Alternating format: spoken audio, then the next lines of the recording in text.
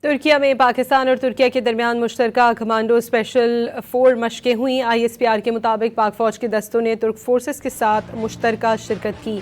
یہ تربیتی سرگرمیاں انقرہ اور اسپارٹا میں منعقد ہوئیں۔ مشق میں تمام تربیتی اور عسکری سفارتی اہداف کامیابی سے حاصل کر لیے گئے۔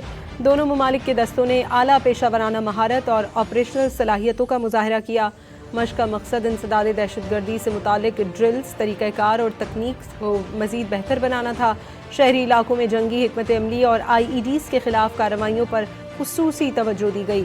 مشترکہ مشق سے پاکستان اور ترکیہ کے درمیان دیرینہ دفاعی تعلقات مزید مضبوط ہوئے۔ ترکیہ میں پاکستان اور ترکیہ کے درمیان مشترکہ کمانڈو اسپیشل فور مشقیں ہوئیں۔ ISPR کے مطابق پاک فوج کے دستوں نے ترک فورسز کے ساتھ مشترکہ شرکت کی۔ یہ تربیتی سرگرمیاں انقرہ اور اسپارٹا میں منعقد ہوئیں۔ مشق میں تمام تربیتی اور عسکری سفارتی اہداف کامیابی سے حاصل کر لیے گئے۔